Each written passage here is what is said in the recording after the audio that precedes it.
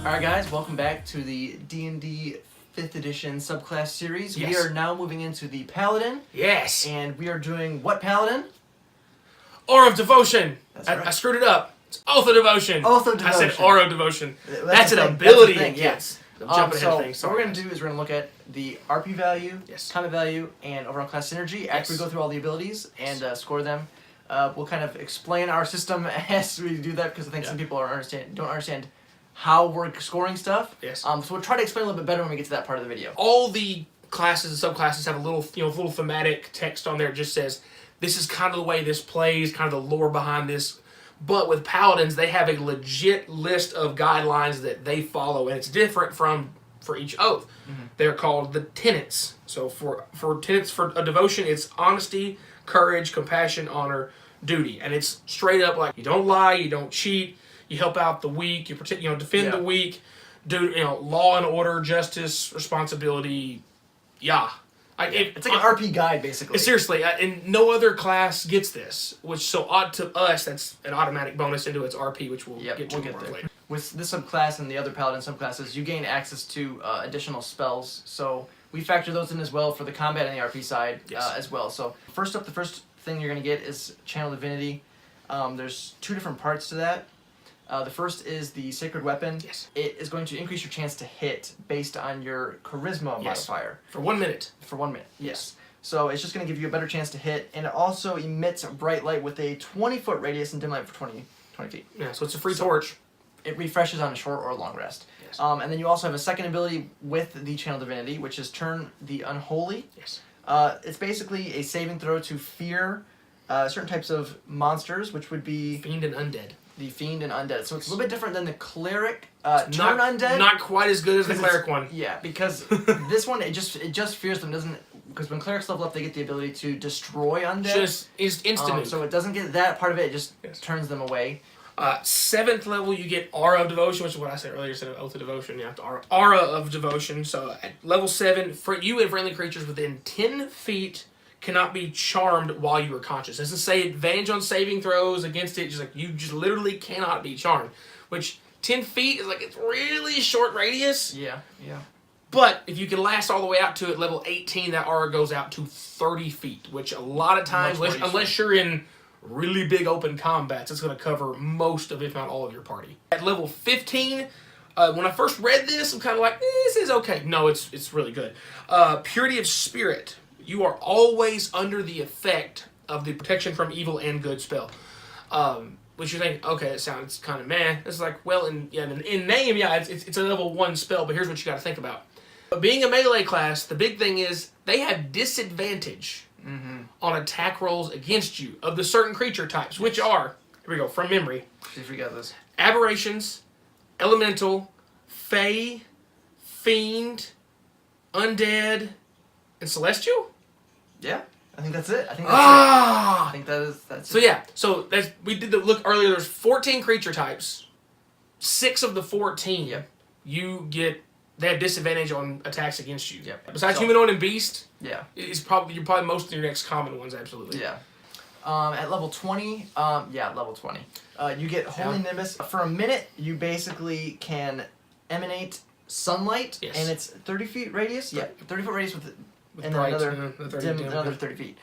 And any enemy that starts their turn within this radius takes 10 radiant damage. No roll, no save, no anything. Nothing to reduce the damage, just straight up taking 10. So unless they're resistant to or immune to radiant damage for whatever reason, they just taking 10.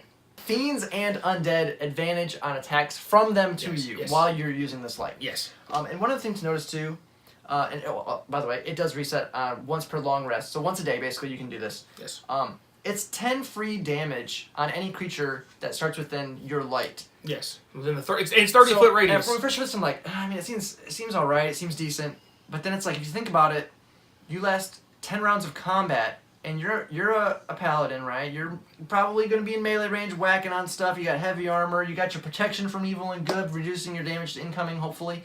And if you're kind of planning yourself in the middle of multiple targets, even if it's just one target and 10 rounds pass, that's 100 free damage you're doing. They can't, unless they just passively resist radiant damage, they're just taking it. And there are certain types of creatures that are, weak to radiant damage. Alright, so we're going to get into the rating side now. First up is the roleplay value. Yes. Okay, so I think there's been a little bit of misunderstanding with how we're doing roleplay value. So increased clarification. Yeah, so we're going to try to reintroduce our concept of how we do RP. So RP, when we're giving RP value, we're looking at what does the subclass add to the base class. We're already assuming that you are role-playing your spells and your background and lore and all that stuff. Yeah. So when we're talking about RP, we're not talking about your background and your lore of the class. We're looking for what this subclass adds in roleplay value to the base class. The abilities that are given to you. And the spells, if you get free spells with the subclass. If you get spells outside of your class that are, good RP or like RP specific, like Commune. How a paladin does it naturally get Commune just blows my mind. RP. That's straight up. It's pure RP. You talk to your deity. You're not going to do that in combat, right? Nope. That is a pure combat, or that's a pure role-playing spell. So stuff like that would be RP value. And other abilities, Turn the Unholy could be technically, Art of Devotion, if you're especially if you're playing an intrigue-heavy campaign, could be heavier on the RP side. Yeah. If you deal with some people trying to charm persons and things. So, as we said before, you have tenets in Paladin, of the subclasses. Yes. So, we gave a flat bonus because of that. Also, you get a bunch of RP spells that you get for the subclass. We give a bonus for that. Subclass gets a total of 10 spells, 6 of which a Paladin would not get. Some of them are surprising. So, this subclass gives you 6 spells that you would otherwise not have, and the other 4 that you get, you probably would not normally pick as a Paladin. So more than likely not. Because they fit more. Because you're limited on spell slots, but the fact that they're free lets you opportunity to have them. Like Zone of Truth is a really great RP spell. Especially you interrogate somebody and they can't lie to you. So a lot of that, and then you have, like we said, Purity of Spirit can be some RP stuff. So some of your abilities are giving you RP. You got your bonus spells that are without RP value. You have your tenets for the subclass that are straight up an RP guide. Straight up guard. So we gave this a 4.5 out of 5. Yes. Hopefully, almost the full 5 flumps. Yeah.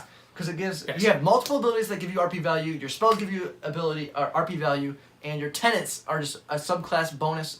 Only Paladins have. Yeah. So they get we gave them a free little half flump just because of the tenets. Exactly. Because it's basically an RP guide. It's a free bonus RP thing that no other class gets besides. Okay. So hopefully that explains why a little bit better. We're trying to be better about explaining why we're giving this stuff. Yes. Combat on the other side. Over to the combat stuff where I get to smash things, and I do better at the smashing of things. Once again, this is what we're looking to either add variety to what the base class does, or further improve what is already there. Looking to either add on and further specialize, or to get it more variety. Either one are kind of options we look to weigh. Combat, we gave it a 4 out of 5 flumps because once again, you do get some spells that are offensively like Flame Strike. Guardian of Faith, Beacon of Hope is a really underrated spell, but passive stuff like that helps bonus is great. Sanctuary can be good too. Yeah, absolutely. Because it's saving people from death. Essentially that's where it's its best. Our Devotion helps with the charms and dominate minds and things. Yep. We talked about Holy Nimbus already, and Holy Nimbus got some damage output. Yeah, anything like I said, anything passive, you don't have to spend extra stuff to do is always good. And to me, the biggest thing is combat wise. When I read it, I'm like, that's kind of lame when you go and look at the spell itself. The fact that from level 15 on, your protection from evil and good is always active. It's good. You're in there in the meat of stuff. There's 10 skeletons trying to surround you. They all had disadvantage on trying to hit you because they're all undead. It makes you even harder to hit than you already are with your bonus AC. So, yeah, 4 or 5. Lastly, we have the class synergy. Yes. Now, with this, this is where we're talking more like class theme. Yes. So, me and Alex talked about this for a little bit here.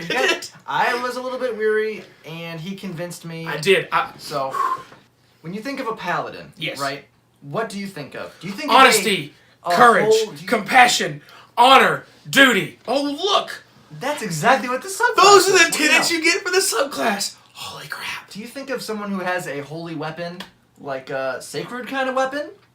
How about ability to turn away unholy and fiendish creatures? Sounds like a paladin to me. How about an aura of devotion that protects his friends? Okay. A holy nimbus where your weapons emit light and you do damage.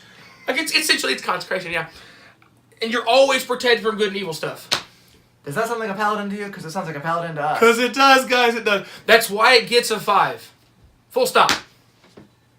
I know. It's crazy because I was very hesitant, but Alex went through like I straight up went like full chest pump. Was like, look, He's like, there's this, and when he started off with what I said is like, when you think of a paladin, I don't care what game you're playing, this is what it is. No question, this is what it is. So this gives you so much, both in the tenets, the spells, channel divinities, the other abilities. Yep. It fits the exact thing of what a paladin is, the baseline paladin, and it just goes deeper into what it is, further diversifies, and gives you more abilities and more stuff that fits exactly what everyone thinks of when they say paladin. We got our 4.5, our 4 and our 5. We got some big boy. Those are big boy numbers. I was actually surprised myself at. Hey, but quick caveat. We don't think this is actually the best paladin subclass as far as like effectiveness in combat. We're gonna get to that one. The point is, like we said, it's building on the foundation, both on the RP, what it adds. What does it add? What is it either in versatility or in further specializing expertise of things. It adds to what the base class paladin is. It makes it even more paladin-y. That's all we got for this subclass, guys. If you enjoyed the video, please let us know. Let us know in the comments down below with your thoughts. Subscribe to the channel, hit the bell for notifications for our new videos. Give it a thumbs up if you like it. And as always, guys, thanks for watching.